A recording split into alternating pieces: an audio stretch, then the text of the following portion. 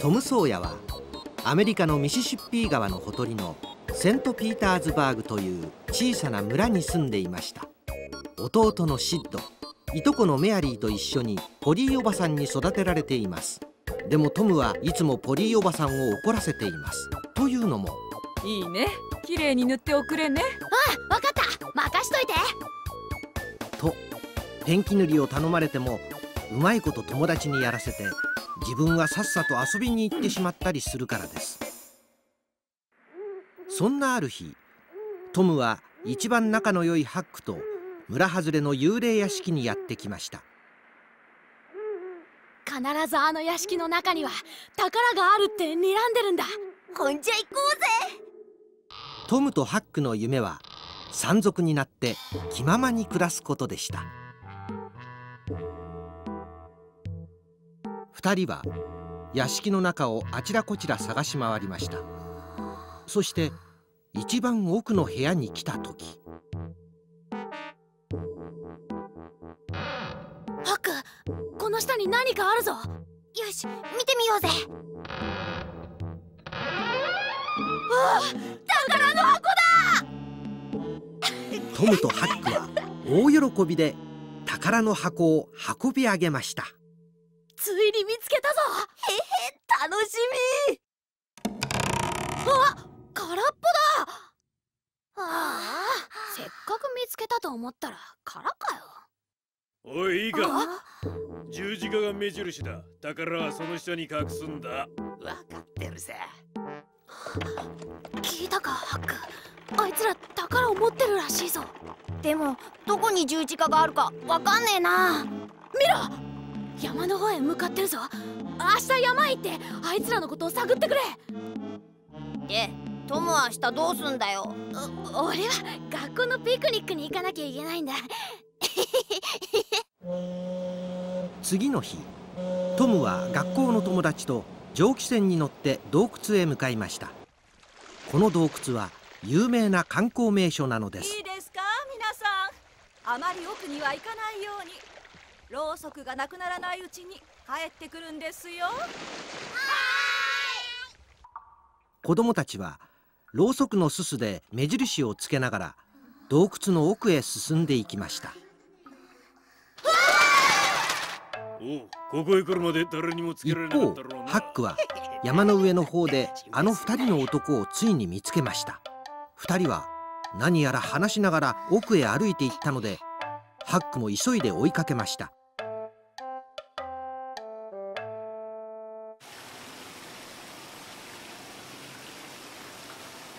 トムたちの入った洞窟には見たこともない滝や川底の石がキラキラ光っている川が流れていたり、変わった形の岩のあるところがあったりで、トムとベッキーはあまりの面白さにどんどん奥へ奥へと進んでしまいました。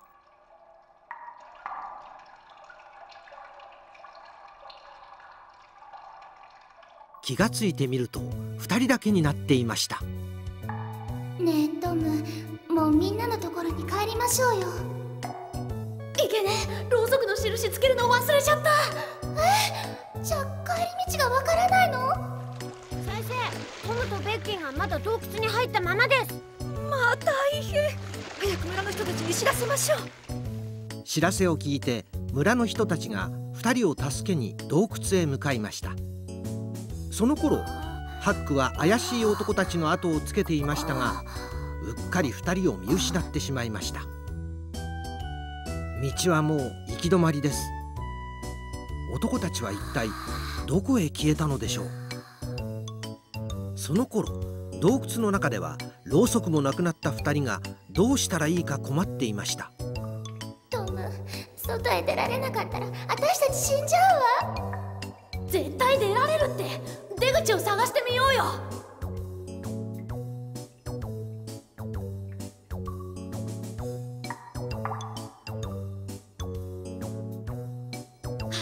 誰か来る。助かるぞ。ところがよく見てみると近づいてくるのはあの怪しい男たちだったのです。トムとベッキーは一目散に逃げました。誰がここへ潜り込んだな。待て！くそ、逃げられたか。見つけたら八つ裂きにしてやる。どうしよう。あの連中が歩いてきた方向に出口があるよ、きっと。行ってみよう。2人は再び恐る恐る出口を探しに行きました。山の上ではハックが男たちは岩山に隠れたのだと思って入り口を探していました。入り口。あ、開いた。ここだな、入り口は。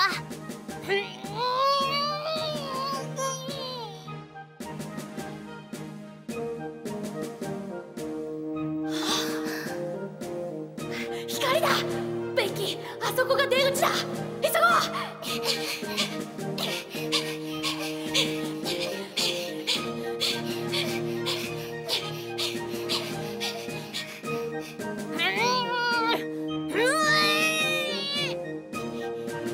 出られそうだぞ。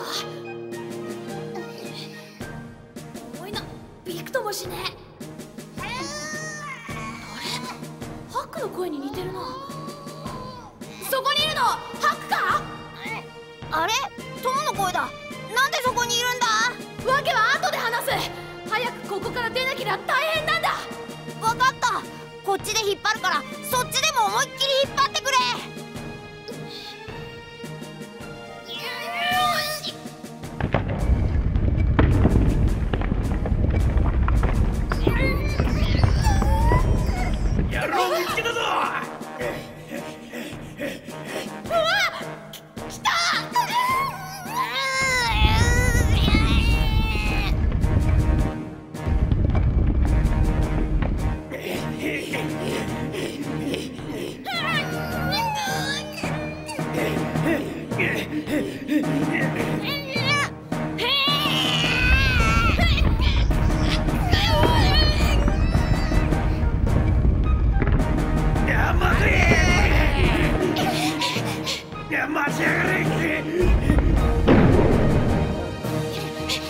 トムとベッキーは男たちから逃げることができましたが、男たちは前にも悪いことをしたことが分かってトムとベッキーを探しに来た村の人たちに捕まってしまいました。トムはそれから何日かはまた前のように遊びほうけていましたが、あの悪党たちはきっと洞窟の中に宝を隠してたんだ。間違いない。それなら今から掘り出しに行こうと2人は何キロも歩いてこの間の洞窟へ行ってまたまた宝物を探し始めたのです。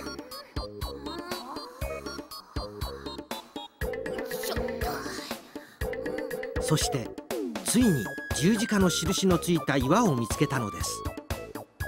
2人ですぐその下の地面を掘ってみると本当に宝の箱が出てきて、その中には金貨や宝石などがいっぱい詰まっていました。すげえな。俺たち将来は立派な山賊になれそうだな。そうだな。トムとハックが山賊になるかどうかは分かりませんが、2人が無事に帰っただけでなくいっぱい宝物を持ってきたので村では大騒ぎでした。そしてトムとハックは村で一番の有名人になったのです。